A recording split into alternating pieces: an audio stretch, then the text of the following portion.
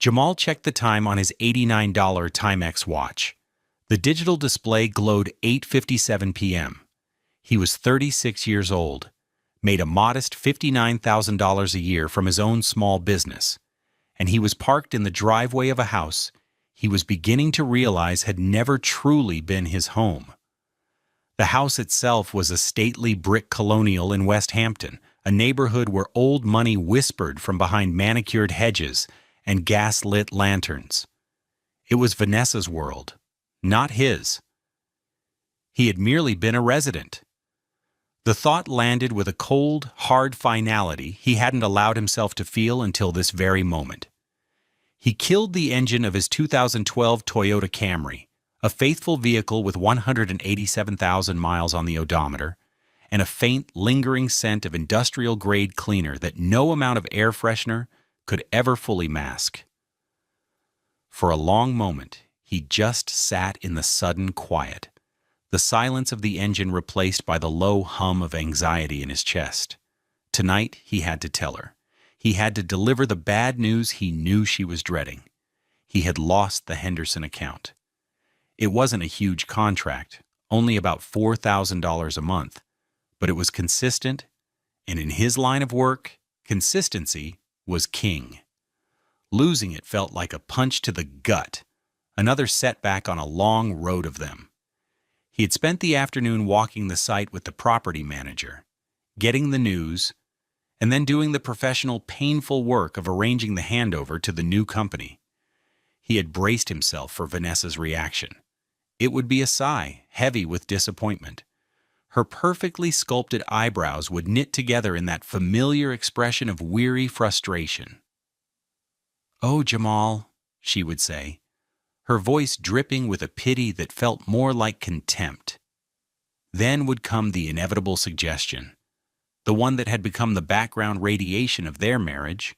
"Maybe it's time you just called my father."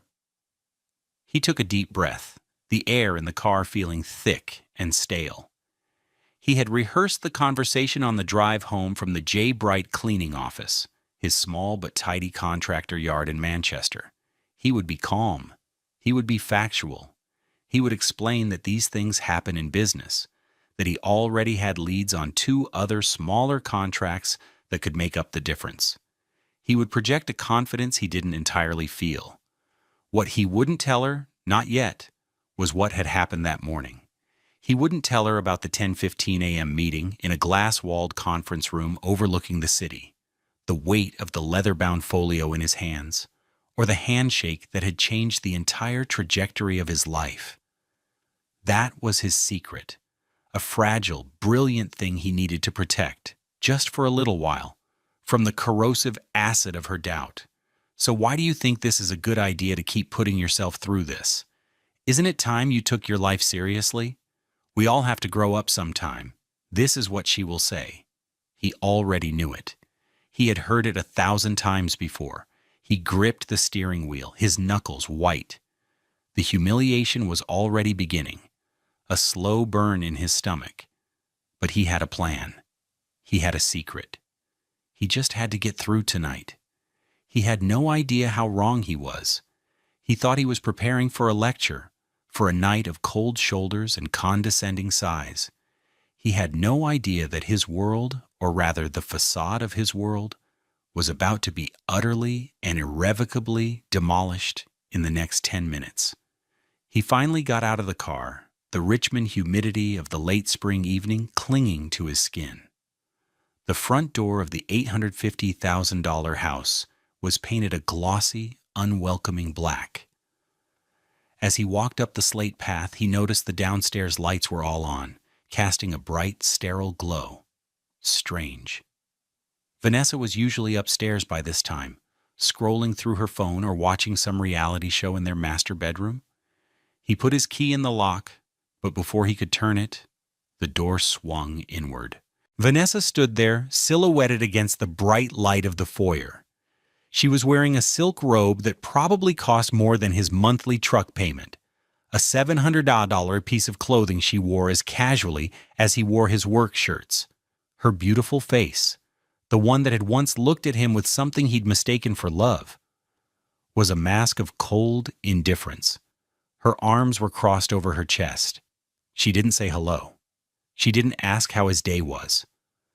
"There you are," she said, her voice flat. Behind her, standing in the archway to the living room, was her father, Roy, a big man, broad and imposing, with a florid face and eyes that always seemed to be calculating Jamal's net worth and finding it wanting. He was wearing a golf shirt and slacks, looking completely at home, far more at home than Jamal had ever felt here. A cold dread, far sharper than the anxiety he'd felt in the car, seized him. "Vanessa, what's going on? What's your dad doing here?" Vanessa didn't answer. Instead, she gestured with her head toward the floor beside her. There, sitting on the polished hardwood, was his canvas duffel bag, the one he used for weekend trips. It was bulging, zipped tight. Next to it were his work boots, the ones he always left by the back door. The world seemed to tilt on its axis. The rehearsed speeches, the plans for managing her disappointment, all of it evaporated. He could only stare at the bag. "What is this?" he whispered, his voice hoarse. "It's what it looks like, Jamal," Vanessa said, her tone as sharp and brittle as broken glass. "It's over. I can't do this anymore." "Do what?" he asked, though the answer was screaming at him from every corner of the brightly lit foyer, from the packed bag, from her father's smug, triumphant expression. "This," she said, waving a dismissive hand. "This struggle. This pretending. I got a call from Mark Henderson's wife. She told me you lost the contract. Another failure, Jamal. I'm just so tired of it." He felt the blood drain from his face. She hadn't even waited for him to tell her. She had already passed judgment. The humiliation was no longer a slow burn. It was a raging inferno. And she had brought her father to witness it. Roy stepped forward, his presence filling the space, sucking all the air out of it. "She needs a man who can provide for her," Roy said, his voice a low rumble of condescension. "Not a boy playing with buckets and mops." Jamal looked from Roy's sneering face to Vanessa's cold, resolute one. The woman he had married, the woman he had shared a bed with, the woman for whom he had been working himself to the bone, was looking at him like he was a stranger. A piece of furniture she no longer had use for. "So that's it?" Jamal said, his voice dangerously quiet. "You hear a piece of gossip and you throw me out?" "It's not gossip, it's the truth," Vanessa snapped. "It's the latest in a long line of truths. I'm 34. I want a life.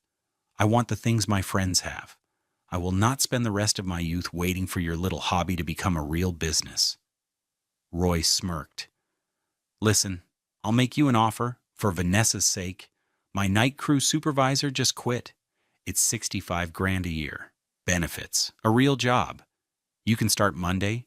You should beg my father for a job, boy. It's the best you'll ever do."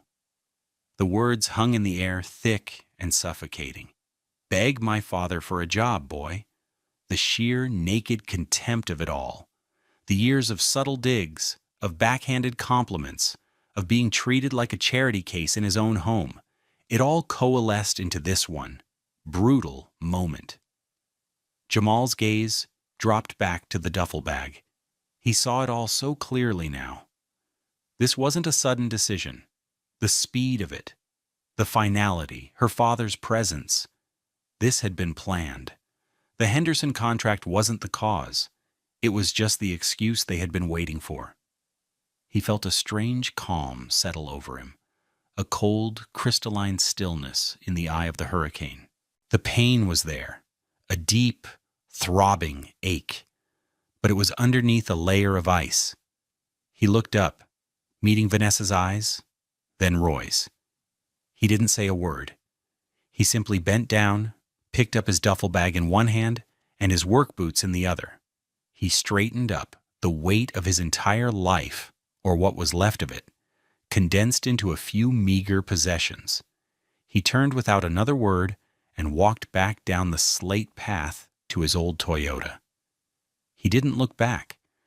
As he opened the car door, he heard Vanessa call out, her voice laced with a final parting shot of venom. "Don't bother calling. My lawyer will be in touch about the divorce." He tossed the bag onto the passenger seat, slid behind the wheel, and started the engine. As he pulled away from the curb, the glare of Roy's headlights from his $95,000 Mercedes GLS parked arrogantly in the middle of the driveway filled his rearview mirror. They were watching him go, ensuring the trash was taken out. He drove away from the pristine lawns of West Hampton, his life in a duffel bag on the seat beside him. The shock was beginning to recede, replaced by a slow, rising tide of cold fury. They thought he was a failure. They thought he was broken. They had thrown him out on what they believed was the worst night of his professional life. They had no idea. They had no idea that tucked inside the worn leather portfolio sitting on the back seat of his car, the one he had carried into the meeting that morning, was a document that would change everything. A 5-year, $4.8 million contract with Virginia Commonwealth University, signed, sealed, and delivered. Vanessa thought she was divorcing a man who made $59,000 a year. She had no idea who she had just kicked out of her house, and he was going to make sure she found out. But not tonight. Tonight, he would let them savor their victory. Revenge, he thought, was a dish best served on letterhead, with a lawyer present. Do you think they went too far? Sometimes when people show you who they are, you have to believe them the first time. Jamal was finally seeing his wife and father-in-law for who they truly were, and what he was planning next wasn't just about money. It was about justice. The marriage had been a slow-motion collision of worlds from the very beginning. Jamal was from the south side of Richmond, a black man raised by a single mother who worked 2 jobs and taught him the value of sweat and integrity. His hands were calloused from work, not from gripping a golf club. Vanessa was a product of West Hampton privilege. Her father, Roy, the owner of Prestige Facility Solutions, one of the largest commercial cleaning conglomerates in the state. Roy's company was a behemoth, landing multi-million-dollar contracts with hospitals and corporate campuses. Jamal's company, J. Bright Cleaning, which he'd started with a $10,000 loan from his Auntie Carol and a used van, was a guppy swimming in a shark tank. He met Vanessa at a charity gala he'd been dragged to by a friend. She was luminous, floating through the room in a $2,400 Burberry dress, her laughter like wind chimes. He was in his only suit, a $300 off-the-rack number that felt stiff and foreign. He'd been captivated by her, by the easy grace with which she navigated a world so different from his own. She, in turn, seemed intrigued by him. She called him authentic, a real man, a refreshing change from the trust fund babies and slick finance guys she usually dated. Their early days had been a whirlwind. Picnics in Maymont Park, walks along the canal, dinners in Shockoe Bottom. He showed her his world, the grit and soul of the city he loved. She showed him hers, a world of country club brunches and casual, staggering expense. He remembered one of their first dates. He'd saved up to take her to La Mer, a fancy restaurant in the Jefferson Hotel. The bill, with wine, came to over $400. He'd paid it with a slightly trembling hand, the amount representing nearly a week's profit for his business at the time. The next day, she'd casually mentioned her father had just bought a new boat, a 40-foot Sea Ray that cost more than Jamal's entire business was worth. The contrast was a chasm between them, one he'd naively thought love could bridge. They married a year later. The wedding was a lavish affair at the Virginia Museum of Fine Arts, paid for entirely by Roy.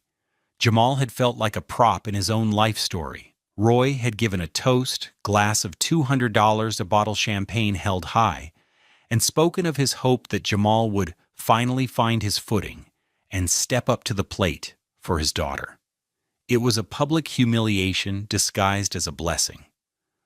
Living in the West Hampton house, which Roy had helped them buy with a hefty down payment gift that was legally structured as a loan to Vanessa, was a daily exercise in inadequacy. The house was her territory, her design choices, her furniture, her friends. He remembered installing a new set of shelves in the pantry for her, a simple act of domestic contribution. She'd come in, looked at his careful work and said, "It's fine, I guess. But I was picturing something more professional. I'll just have the handyman redo it next week." The handyman charged $90 an hour. Jamal had just spent his Saturday doing it for free for her, and it wasn't good enough. The dollar tag details of their life were a constant source of tension. Her white BMW 3 Series, a $43,000 car she replaced every 3 years, sat in the garage next to his aging Camry.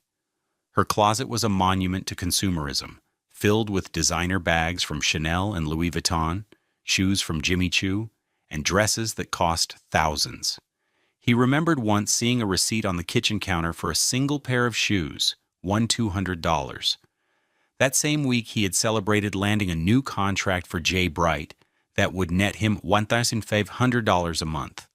His victory felt pitiful next to her casual expenditure. Roy was the ever-present puppet master, pulling the strings of Vanessa's disappointment. Every family dinner at their sprawling estate in Goochland County was an interrogation. "How's the little bucket brigade coming along, Jamal?" Roy would ask, a cruel smile playing on his lips. "It's going well, Roy. We just landed the cleaning contract for 3 new dental offices," Jamal would reply, trying to keep his voice even. "Dental offices. Cute," Roy would scoff. "Prestige just signed a 7-figure deal with the entire downtown banking district. That's real business, son. When are you going to get serious?"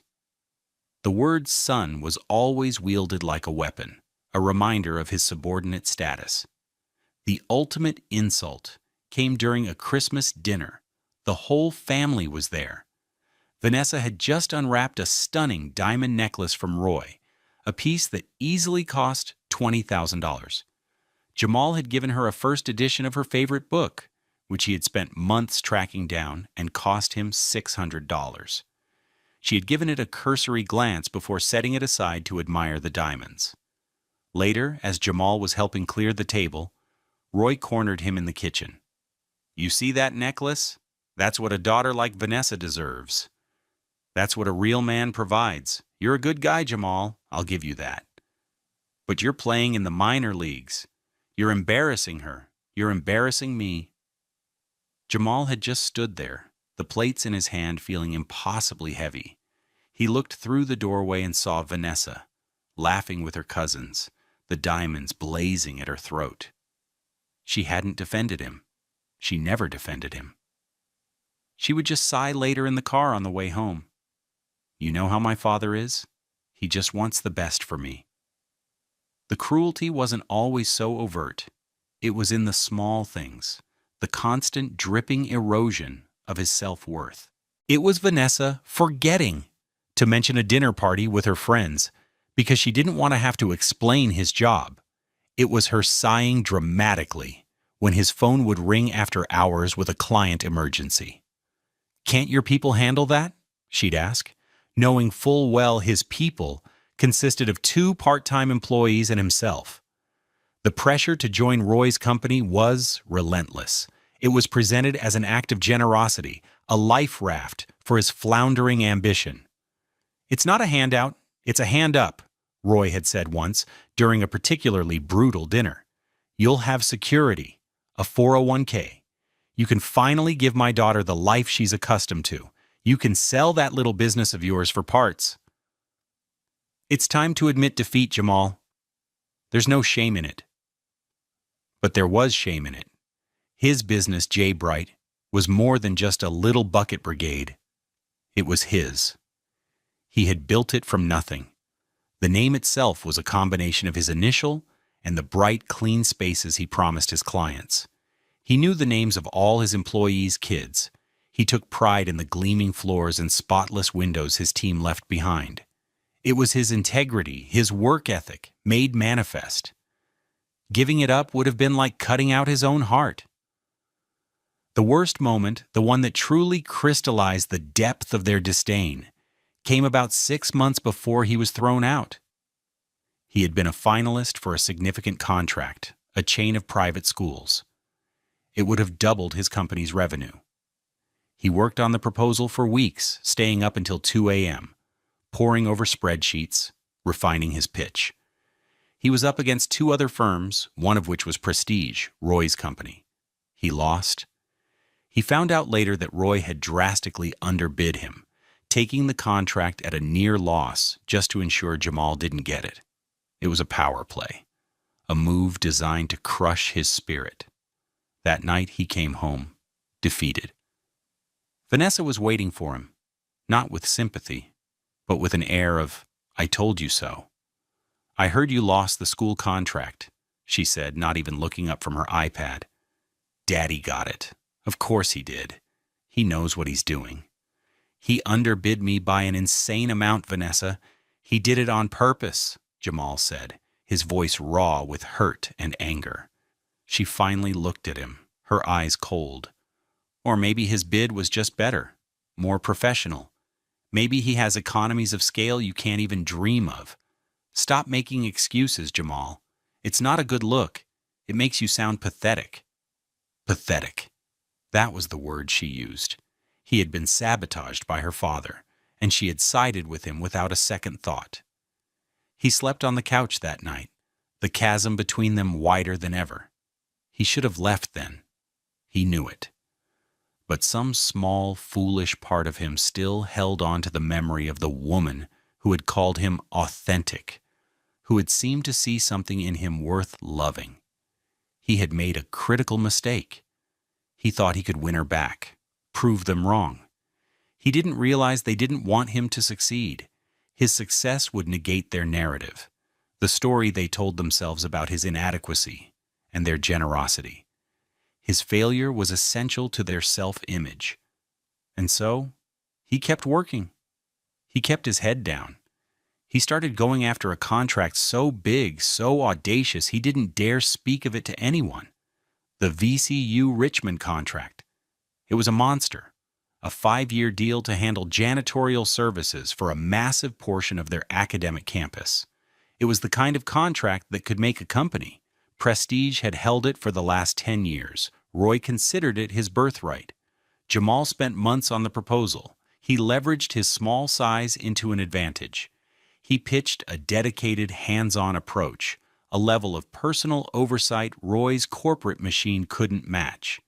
He built relationships with the facilities managers, listened to their complaints about Prestige's revolving door of low-paid, unmotivated staff. He put together a bid that was competitive but also emphasized quality and employee retention, promising to pay his staff a living wage with benefits. He poured every ounce of his knowledge, his passion, his integrity into that 100-page document. He submitted it and heard nothing for weeks. He assumed he was a long shot, a courtesy interview at best. Then, last week, he got the call. They wanted a final meeting. They were impressed.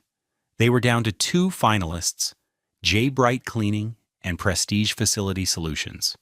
The night before the final meeting, he'd lain in bed next to Vanessa, the silence between them a heavy blanket. She thought he was stressed about the Henderson contract. She had no idea he was on the precipice of the biggest moment of his life. "You seem tense," she'd said, her back to him. "Just a lot on my mind with work," he'd replied. "You should really just take my father's offer," she mumbled, half asleep. "It would make everything so much easier." Easier for whom? He had thought. The next morning he had put on his best suit, a $2,100 Armani he'd bought on sale for a quarter of the price, a secret extravagance that felt like an investment in himself.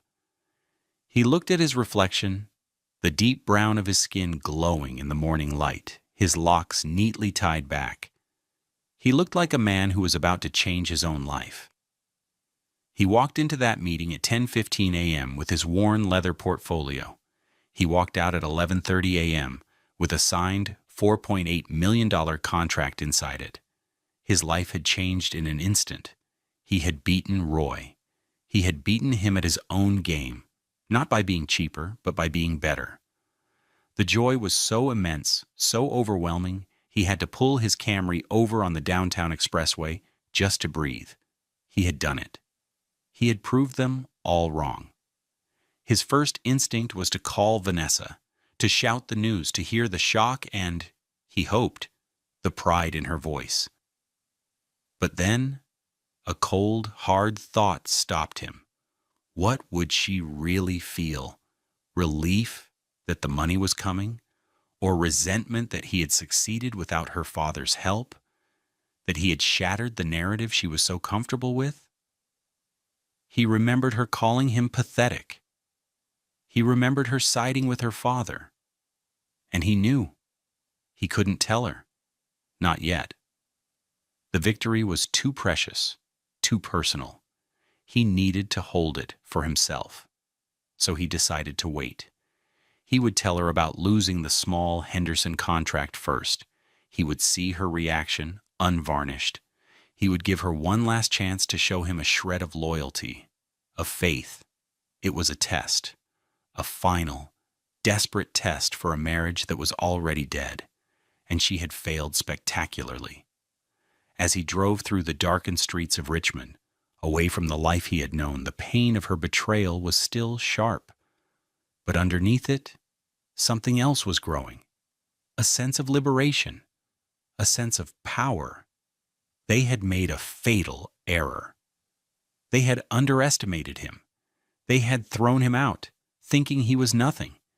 They had no idea that they had just released a king from his prison, and the king was coming back to claim his kingdom. Jamal drove not aimlessly, but with a cold, hard purpose. He didn't go to a friend's house. He didn't go to his Auntie Carol's, where he knew he'd find a warm bed and a sympathetic ear. He didn't want sympathy. He wanted a war room. He drove across the Lee Bridge, the lights of the city glittering on the dark surface of the James River below. He left the manicured elegance of the West End behind and headed south, into the industrial heart of Manchester. The air here smelled of diesel and damp concrete.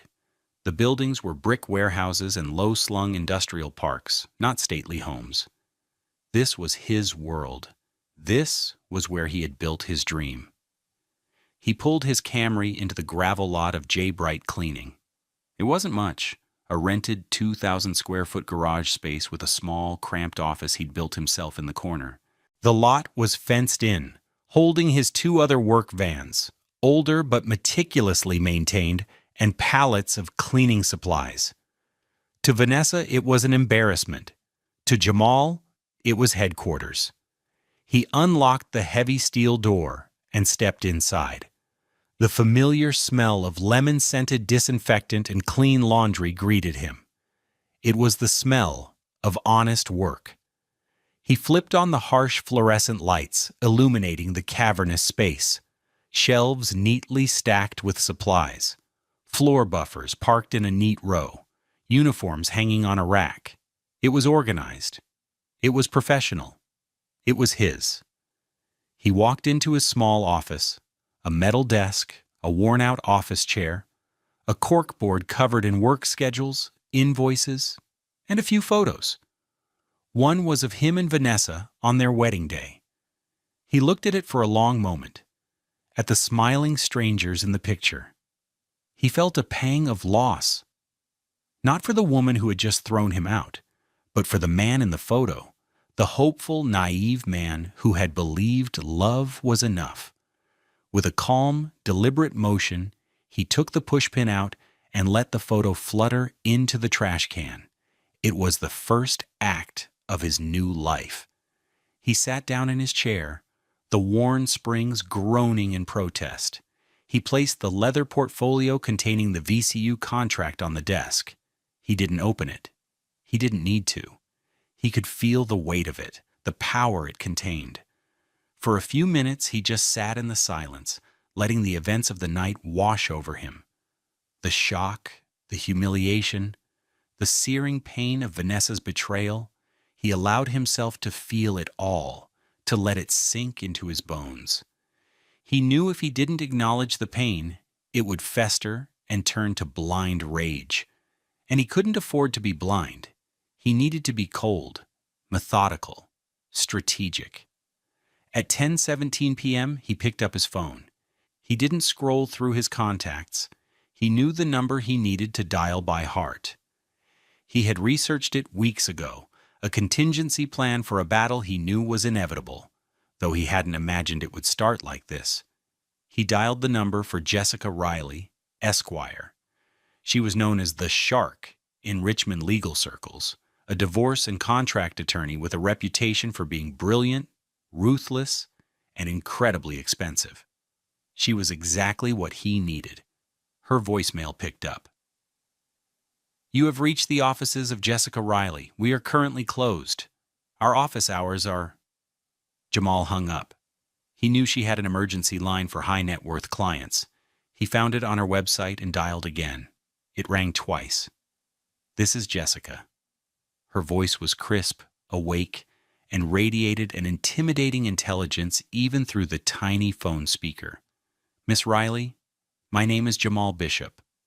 I apologize for the late hour, but I find myself in a situation that requires immediate counsel." There was a pause. He could hear the faint sound of typing. "Jamal Bishop, J. Bright Cleaning. You were referred by Marcus Thorne at the Chamber of Commerce." "I remember." "What's the emergency, Mr. Bishop?" "My wife has just evicted me from our marital home," Jamal said, his voice steady. "Her father was present to, as he put it, supervise. They believe I am financially destitute after losing a small contract. They are mistaken." Another pause, shorter this time. He heard the clicking of a pen. "Go on." "The house is in West Hampton. My wife is Vanessa Bishop, née Sterling. Her father is Roy Sterling of Prestige Facility Solutions." "I know Roy Sterling," Jessica said, a new edge to her voice. "I've gone up against his lawyers before. They're arrogant but sloppy. What's the address?" Jamal gave her the address of the West Hampton house. He could hear her typing furiously. 2418 Grove Avenue. Purchased 3 years ago for $750,000. Current estimated value, $850,000. Down payment was $150,000. "That's correct," Jamal said, impressed by her speed. "The down payment came from an inheritance I received when my mother passed away. I have the bank statements to prove the direct transfer." "And the deed? Whose name is on it?" "Both of ours, but the mortgage payments have been made from a joint account, into which my business income and her allowance from her father are deposited." "An allowance?" Jessica's voice held a note of predatory glee. "Oh, this is good. This is very, very good. So they think you're broke. What's the truth?" Jamal took a deep breath. "This morning at 11:30 a.m., I signed a contract to become the sole janitorial provider for the Virginia Commonwealth University academic campus. It's a 5-year contract valued at $4.8 million. The line went silent. For a full 5 seconds, the only sound was the hum of the fluorescent lights in his office. "Mr. Bishop," Jessica said finally, her voice transformed. It was no longer just sharp. It was electric. "Are you telling me you beat Roy Sterling for the VCU contract?" "I am." "And your wife and her father do not know this?" "They do not." "And they threw you out tonight with your belongings in a duffel bag, based on the assumption that your business was failing?" "That is correct." He heard her let out a low whistle. "Mr. Bishop, you have just handed me a gift from the litigation gods. This is not a divorce case. This is a demolition." "Roy Sterling's firm is publicly traded, isn't it?" "It is," Jamal confirmed. "Losing a flagship contract like VCU is a material event. He has a fiduciary duty to disclose that to his shareholders, has he?" "I highly doubt it. He probably doesn't even know for sure he lost it, just that he didn't get the renewal. He won't know who won until the university makes the public announcement on Monday." "Oh, he knows," Jessica said. The bid results are technically public record once the award is finalized. His people are just too arrogant to imagine they'd have to check. They assume they won. This is beautiful. She was quiet for a moment, the gears clearly turning. Okay, here's what we're going to do. My retainer is $10,000. My hourly rate is $750. Can you handle that? Yes, Jamal said without hesitation. The first invoice from VCU would be nearly $80,000. A $10,000 investment to secure his future was nothing. Good. Wire it to me first thing in the morning. Do not speak to your wife or your father-in-law. Do not answer their calls. Do not respond to their texts. Let them believe you are exactly what they think you are, a broken man. We are going to let them wallow in their arrogance for the next 36 hours. Then on Saturday morning, we are going to pay them a visit. What kind of visit? Jamal asked. You and me. We are going to walk into that house on Grove Avenue at 10 a.m. sharp. You will be calm, you will be composed, and you will let me do the talking. We are not going there to yell or to argue. We are going there to present facts. We will inform Vanessa that you are not, in fact, leaving the marital home. We will inform her that you will be filing for divorce on Monday morning on the grounds of desertion and claiming a disproportionate share of the assets due to flagrant emotional and financial misconduct. And then you're going to show her father your new contract. A slow smile spread across Jamal's face. It felt foreign, like a muscle he hadn't used in years. I like that plan. It's a good plan, Jessica agreed. Now get some rest, Mr. Bishop. You've had a long day, and you have a very big weekend ahead of you. Friday will be quiet, Saturday will be loud. They hung up. Jamal leaned back in his chair, the exhaustion hitting him all at once. But it was a different kind of exhaustion now. It wasn't the weary, soul-crushing fatigue of his marriage. It was the satisfying ache of a battle well planned. He looked over at the duffel bag on the floor. His whole life, she thought. She had no idea. He spent the night on a cot he kept in the office for late nights working on proposals. It was lumpy and uncomfortable, but he slept more soundly than he had in years. Friday was a day of surreal calm. Jamal woke at 6:47 a.m. to the sound of trucks rumbling down the street outside his Manchester yard. The world was moving on, and so was he. He made a pot of coffee on the cheap Mr. Coffee machine in his office, the $25 appliance suddenly feeling more valuable than any of the high-end gadgets in the West Hampton kitchen. His phone, which had been silent all night, began to buzz. The first text from Vanessa arrived at 7:15 a.m. He read it, his coffee cup halfway to his lips. Vanessa, 7:15 a.m. I assume you found somewhere to sleep. My lawyer will be sending papers to your office. Just sign them, and this can be over quickly and quietly. He felt a flicker of the old pain, but it was quickly extinguished by a cold resolve, quickly and quietly. She wanted to erase him with as little fuss as possible. He took a sip of his coffee. It was bitter and strong. Perfect.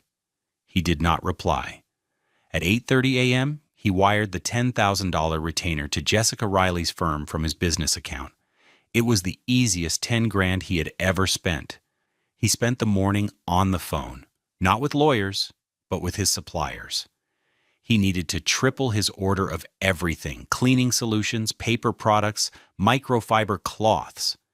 He needed to lease 3 new work vans immediately. He needed to hire at least 10 new full-time employees, probably more. The scale of the VCU contract was immense, and he had 90 days to be fully operational. The logistics were dizzying, but it was the best kind of problem to have. For the first time in years, he felt not just competent, but powerful. He was building something real. At 11:02 a.m., another text from Vanessa. Her tone had shifted slightly. The cold command was replaced by a sliver of annoyance. Vanessa, 11:02 a.m. Are you getting my texts? Ignoring this won't make it go away, Jamal. Just be an adult for once. He almost laughed. Be an adult.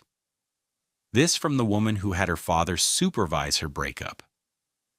He took a screenshot of the text and emailed it to Jessica with the subject line, "Evidence file." Her reply came back in less than a minute. "Excellent. Keep them coming." He spent his lunch hour not eating, but interviewing potential shift supervisors.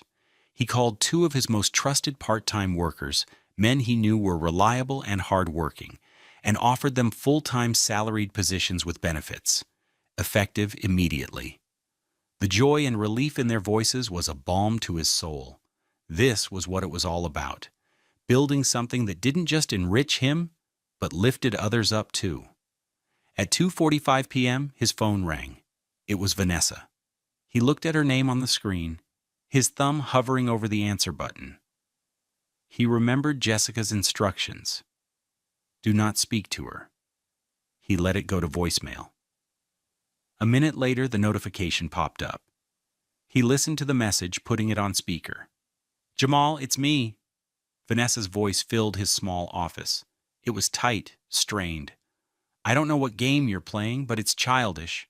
My father is very disappointed in your behavior. He made you a generous offer, and you just disappear? Call me back. We need to sort out the logistics of you getting the rest of your things." He saved the voicemail and sent the audio file to Jessica. He made you a generous offer. She was still operating under the assumption that he was the one who needed something from them, that he was the beggar at the feast. They had no idea the table was now his. The rest of the afternoon was a blur of activity. He met with a leasing agent about the vans, a new Ford Transit Connect, about $32,000 each. He started drafting job descriptions. He was so engrossed in his work, in the thrilling, terrifying task of scaling his business sixfold overnight, that he almost forgot about the drama unfolding in his personal life. Almost. At 5:30 p.m., another call from Vanessa. He ignored it. Another voicemail followed. This time her voice was different. The anger was still there, but it was laced with something else, a faint tremor of unease. "Jamal, where are you? People are asking. My friends? What am I supposed to tell them? That my husband just vanished? You're making this so much more difficult than it needs to be. You're embarrassing me." Embarrassing her. That was her primary concern. Not his well-being, not the end of their marriage. But her image, her social standing. He saved the file and sent it to Jessica. Her reply: "This is pure gold. She's building our entire case for us." He worked late into the evening, fueled by coffee and adrenaline. He ordered pizza to the office and ate it standing over a stack of vendor applications. He was exhausted, but it was a clean, productive exhaustion. He was in control. The final text from Vanessa came at 9:12 p.m., almost exactly 24 hours after she had handed him his duffel bag. "Vanessa, 9:12 p.m. Fine. Be this way. But don't come crawling back to me when you're broke and desperate in a month. My father's offer is off the table. You're on your own. I hope you're happy with your stupid little company, because it's all you have left." He read the text twice. It's all you have left. He looked around his humble office, at the organized shelves in the warehouse beyond.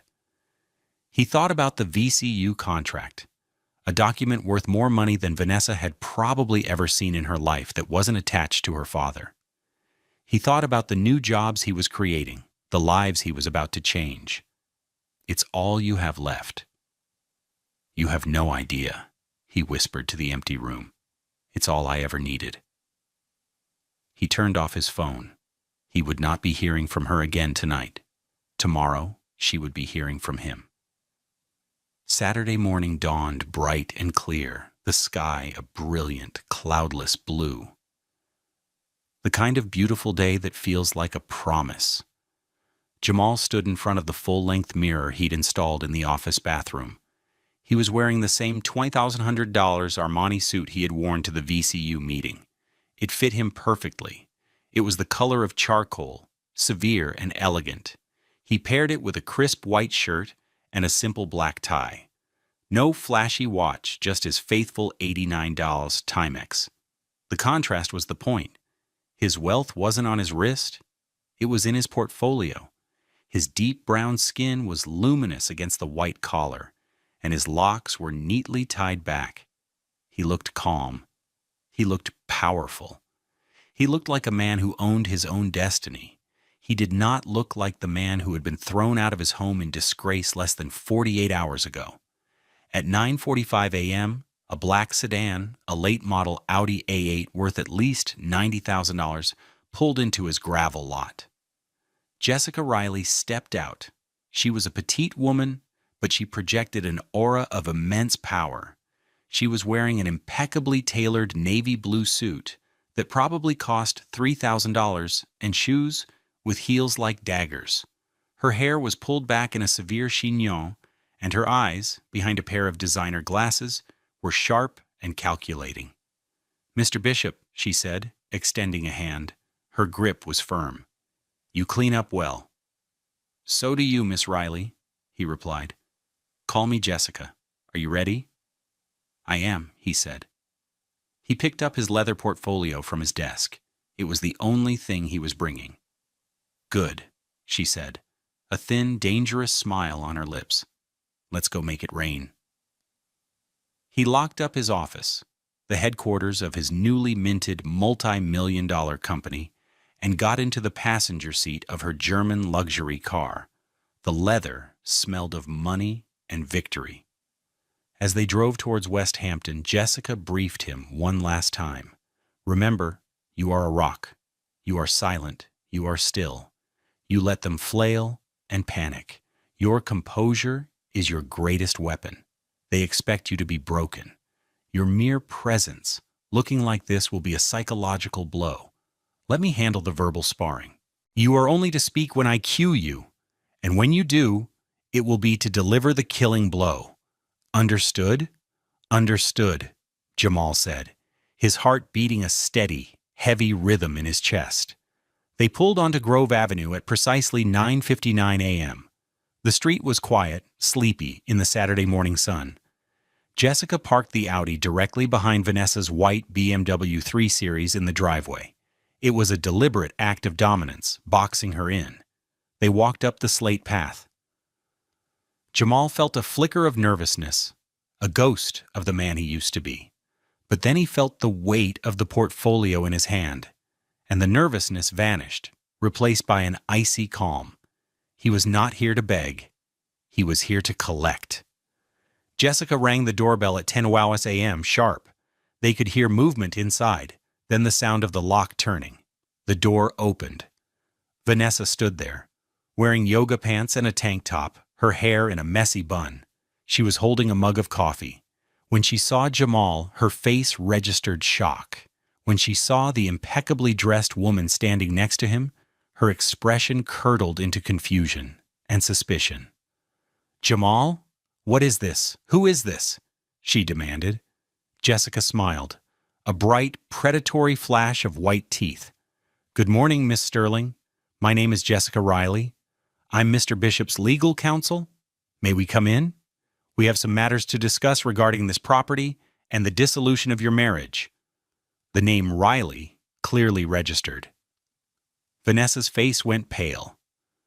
Jessica Riley was not the kind of lawyer you hired for a quick and quiet divorce. Before Vanessa could protest, a voice boomed from inside. "What's going on out there, honey?" Roy appeared in the foyer, dressed in a pastel pink golf shirt and khaki shorts. He was holding a putter. He had clearly been practicing his short game in the living room. He saw Jamal, and a smug, contemptuous look crossed his face. "Well, well, look what the cat dragged in," Roy sneered. "Come back to beg for that job after all? I told you the offer was off the table, boy."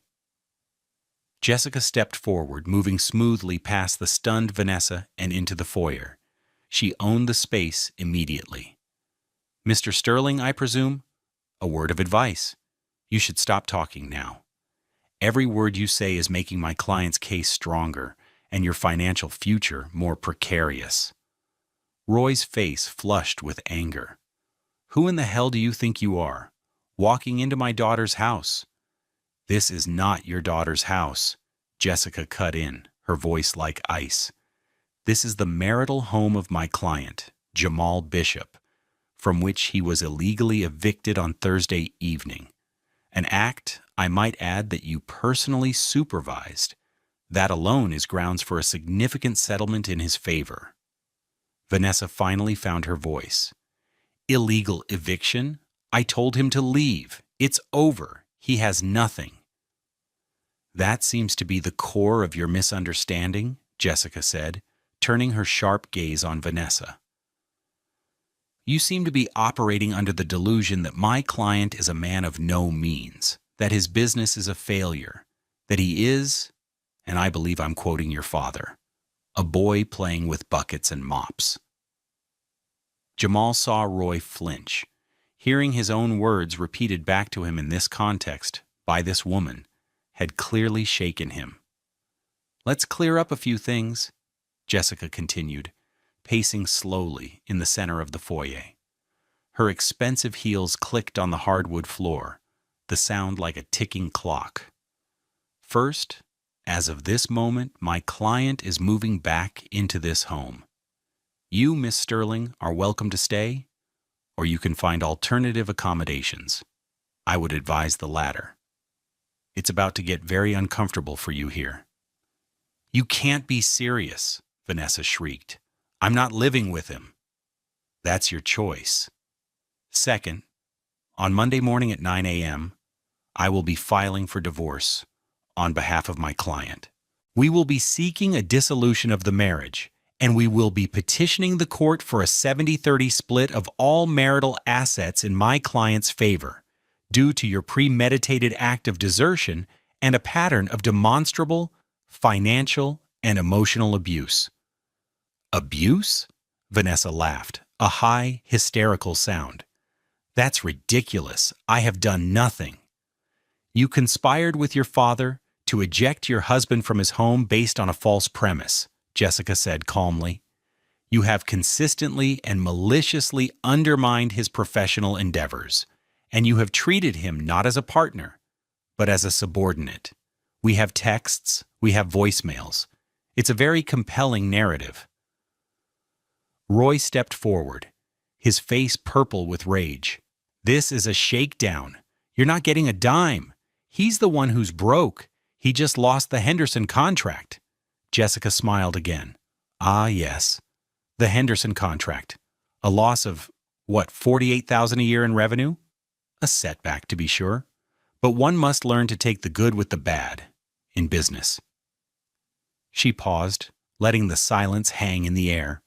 "For instance, on the same day that he lost that small contract, my client had a rather significant win." She turned to Jamal. "Mr. Bishop, I believe you have something you'd like to show Mr. Sterling." This was his cue. Jamal's movements were slow, deliberate. He stepped forward and placed his leather portfolio on the polished mahogany table in the center of the foyer. He unzipped it and pulled out a single, thick document. The cover page was simple, elegant, and devastating. It read, "Service Agreement between Virginia Commonwealth University and J. Bright Cleaning, LLC." He didn't say a word. He simply laid it on the table, facing Roy. Roy stared at it, his brain refusing to process what his eyes were seeing. He looked at Jamal, then back at the document. His hand trembled as he reached out and flipped open the cover. His eyes scanned the first page, his face a mask of disbelief. "No," he whispered. "No, it can't be." "I believe you'll find the contract to be in order," Jessica said smoothly. "Signed by all relevant parties, a 5-year term, total value, $4.8 million. Vanessa just stared, her mouth hanging open. $4.8 million? She stammered, the words alien in her mouth. Roy ignored her. He was frantically flipping through the pages, his breathing growing ragged. He was looking for something specific. He found it on the bid summary page, Appendix B. It was a table listing the finalists and their bid numbers. He saw his own company's name, Prestige Facility Solutions, and next to it, the bid number he had submitted. And right above it, the winning bid, J. Bright Cleaning. The color drained from Roy's face. He looked like he had been punched in the stomach. He knew that number. It wasn't just that Jamal had won. It was that he, Roy, had lost. The flagship contract his company had held for a decade, the jewel in his corporate crown, was gone. And it had been taken by the man he had dismissed as a boy with a bucket, the man he had helped throw out into the street. The bid number, Roy choked out, pointing a trembling finger at the page. That's the VCU contract. Jamal finally spoke. His voice was quiet, calm, and utterly devastating. He looked directly at his father-in-law. "Yes," he said, "it is." Then he turned his gaze to his wife, the woman who had packed his life into a duffel bag. "You said I was embarrassing you," he said, his voice devoid of all emotion. "You said my stupid little company was all I had left. You were wrong. It's all I ever needed." He repeated her own words back to her, a callback that landed with the force of a physical blow. Vanessa staggered back, her hand flying to her mouth, her eyes wide with horror and a dawning, greedy understanding of what she had just thrown away. The silence in the room was absolute, broken only by Roy's ragged, panicked breathing. They had no idea what was coming. The real consequences had only just begun. The aftermath was not a single explosion, but a cascade of collapses, each one a direct consequence of their own actions. The consequences enumeration began right there in the foyer. Jessica Riley, seeing the shock and horror on their faces, pressed her advantage. "So to reiterate," she said, her voice cutting through the stunned silence, "my client will be residing here. You, Miss Sterling, have until 5 p.m. today to gather your personal belongings and vacate the premises. If you are still here after that time, we will have you removed for trespassing." "You can't do that," Vanessa cried, tears of rage and self-pity streaming down her face. "This is my house." "The house was purchased with a $150,000 down payment from my client's inheritance," Jessica stated flatly. "He has a superior financial claim to the property. The court will almost certainly award it to him in the settlement, given your actions. We are simply expediting the inevitable. Be gone by 5. The first consequence, Vanessa was homeless. She, who had so casually made her husband homeless, was now being evicted from her own life. Roy, still staring at the contract as if it were a venomous snake, finally snapped out of his trance. His panic was palpable. "This will ruin me," he mumbled, not to anyone in particular. "The stock? The board?" "Yes, the board," Jessica said, overhearing him. "Losing a contract of this magnitude is a significant material event. As CEO of a publicly traded company, you had a legal obligation to disclose the loss to your shareholders as soon as you were aware of it. Our position is that you were aware you lost the renewal and deliberately concealed it. That is securities fraud, Mr. Sterling, a crime for which people go to prison." Roy went from pale to ashen. I didn't know. I didn't know he got it." "That will be for the SEC to determine," Jessica said coolly. "I'll be filing a formal complaint on Monday morning, outlining our concerns. I'm sure your board of directors will be very interested to hear that the company's CEO was so distracted by a personal vendetta against his son-in-law that he failed in his fiduciary duties." The second consequence, Roy's career was on the line. The company he had built his identity on was now threatened by his own arrogance. The public humiliation would be immense. Jamal watched them, a spectator to the demolition he had set in motion. He felt no joy, no triumph, just a cold, quiet sense of justice being served. This was not revenge. It was accountability. Vanessa turned on her father, her voice a screech. "You did this. You pushed me. You told me he was nothing." "Me?" Roy roared back, his fear turning to blustering rage. "You're the one who couldn't stand being married to a man who made less than your hairdresser. You were begging me to get rid of him." They began to argue, a toxic, venomous exchange of blame and recrimination. Jamal and Jessica simply stood and watched the implosion. After a minute, Jessica clapped her hands sharply once. The sound echoed in the foyer.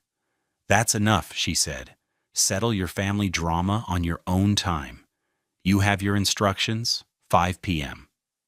She turned to Jamal. "Let's go. We have work to do."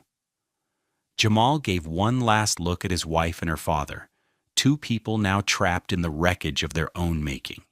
He turned and walked out the door, into the bright Saturday sunshine, without a single backward glance. The consequences cascaded over the next few weeks, just as Jessica had predicted. On Monday morning, news of Jay Bright Cleaning securing the VCU contract hit the Richmond business journals. The story framed it as a stunning David and Goliath victory. The same day, Prestige Facility Solutions stock dropped 18%. The loss of the VCU contract, combined with rumors of an impending SEC investigation, created a panic among investors. The market wiped over $30 million from Roy's company's valuation in a single day. On Tuesday, Roy was called to an emergency meeting with his board of directors. He was fired by the end of the day. The official reason given was gross negligence. His golden parachute was rescinded due to the nature of his termination. At 62 years old, Roy Sterling, the titan of industry, was unemployed and disgraced. The empire he had lorded over Jamal was gone. For Vanessa, the downfall was more personal and, in some ways, more complete. She moved in with a friend temporarily, expecting her father to set her up in a new luxury apartment. But her father was too busy fighting for his own professional life to care about her problems. Her credit cards, which were all tied to the joint account Jamal had frozen, were declined. She tried to go to the Starbucks on Lexington she frequented, and her card was rejected for a $6 latte. The public humiliation was a small taste of what she had inflicted on Jamal. The white BMW 3 Series was next. Since the lease payments were drawn from the same joint account, they stopped. 2 weeks after Jamal had left, a tow truck appeared and repossessed the $43,000 vehicle from her friend's curb. She was left without a car, forced to rely on Uber or the charity of her friends, a charity that quickly wore thin. Her friends, the same ones she had been so worried about being embarrassed in front of, began to distance themselves. In their world, success was everything. Vanessa was now associated with a messy public divorce and a spectacular fall from grace. She was no longer an asset on the social scene. She was a liability. The phone calls stopped. The brunch invitations dried up. The legal battle was swift and brutal. Faced with the mountain of evidence Jessica had compiled, the texts, the voicemails, the premeditated eviction, Vanessa's lawyer, a man paid for by what little was left of Roy's savings, advised her to settle, and fast. The final divorce decree came through 3 months later. Jamal was awarded the house on Grove Avenue, free and clear.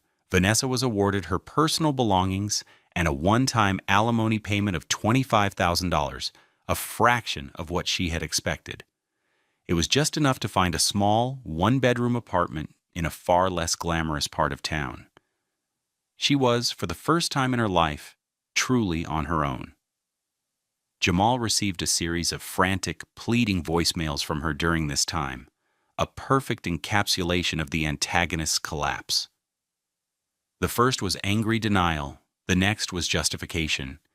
Then came pleading, crying, and finally, a desperate, hollow apology. He saved them all, but never responded. It was over. The last he heard, Vanessa had taken a job as a receptionist at a dental office. The irony was not lost on him. She was now working in the very kind of cute little business she and her father had once mocked him for servicing. The universe, it seemed, had a sense of humor. 1 year later. The house on Grove Avenue was different.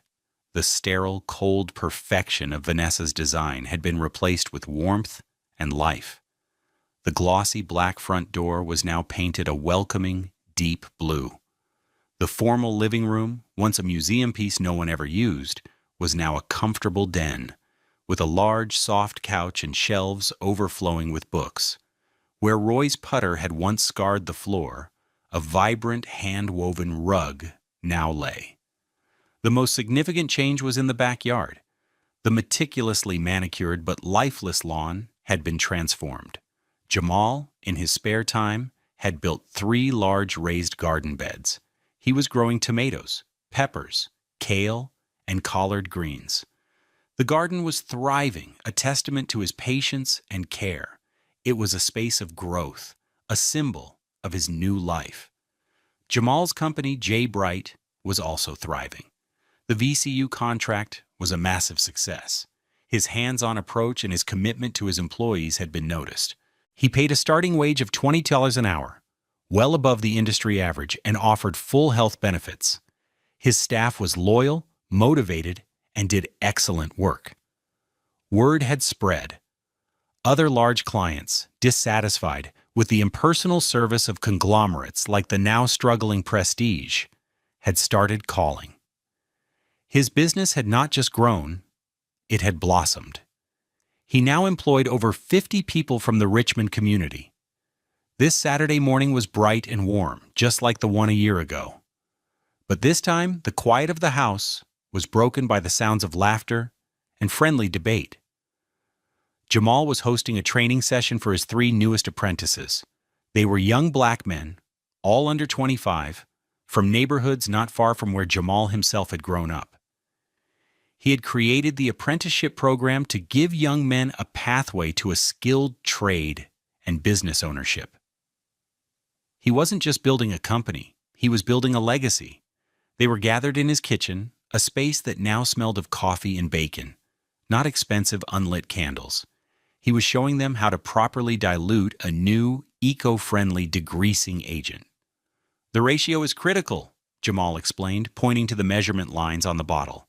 Too much and you leave a residue, too little and you're just wasting time and elbow grease. It's about precision. It's about respecting the tools and the process. One of the apprentices, a sharp young man named Marcus, nodded. Like you always say, Mr. Bishop, excellence is in the details. Exactly, Jamal said with a smile. He was no longer just Jamal, the struggling contractor. He was Mr. Bishop, a mentor, a leader, a man who had built something real. Later that afternoon, after the apprentices had left, Jamal was in his garden, tending to his tomato plants. A car he didn't recognize, a modest Honda Civic, pulled up to the curb. A woman got out. It took him a moment to recognize her. It was Vanessa. She looked diminished. Her clothes were ordinary. Her hair was cut in a simple, unstyled bob. The old arrogance was gone, replaced by a deep, weary sadness. She walked hesitantly up the path and stood at the edge of his new garden. "The house looks nice," she said, her voice quiet. "The garden is new." "I like having something to nurture," he replied, not unkindly. He stood up, wiping the dirt from his hands onto his jeans. I wanted to apologize," she said, not meeting his eyes. "For everything. For how I treated you. For what my father did. I was a different person then. A stupid, shallow person." Jamal looked at her, at the woman who had caused him so much pain. He felt no anger. He felt no desire for further retribution. He felt only a distant, quiet pity. He had moved on. He had rebuilt. His life was full and rich in ways she could never comprehend. "I know," he said simply. She finally looked at him, tears welling in her eyes. "Is there any chance for us?" she whispered, a last, desperate gamble. Jamal gave her a gentle, sad smile. "That door is closed, Vanessa. We want different things." I think we always did. He gestured around at his garden, at the warm, lived-in house behind him. This is what I want. A life built on something real, on work I'm proud of, and people I care about. He had forgiven her, not for her sake, but for his. Forgiveness was the final act of releasing the past, the last bit of dead weight he needed to discard so he could continue to grow. She nodded, a single tear tracing a path down her cheek. "I understand," she said. She turned and walked back to her car, a ghost from a life that no longer existed. Jamal watched her go, then turned back to his garden. He picked a ripe red tomato from the vine, the warmth of the sun radiating from its skin. He took a bite. It was sweet, and it tasted like freedom. That evening, as the sun set, casting long shadows across his yard, he sat on his back porch with a glass of iced tea. He thought about the whirlwind of the past year, the betrayal, the pain, the fight, and the eventual quiet victory. He had learned a hard lesson, one that had cost him his marriage, but given him back his soul. He realized that true wealth isn't measured in the cost of your car or the size of your house. It's not about a number in a bank account or a contract value, as monumental as that had been for him. True wealth is about integrity. It's about building something with your own two hands that you can be proud of. It's about the respect you earn, not the status you inherit. It's about the ability to look at yourself in the mirror and know that you are a person of substance, a person who contributes more to the world than they take. They had tried to take his dignity, but in the end, they had only lost their own. And he had found that his own self-worth was the one asset no one could ever take from him. What do you think true wealth is? Is it the life you project to others, or the one you build for yourself when no one is watching? Let us know your thoughts in the comments below. Join the Love Beyond Pride community for more stories about finding strength in the face of betrayal and building a life of authentic success.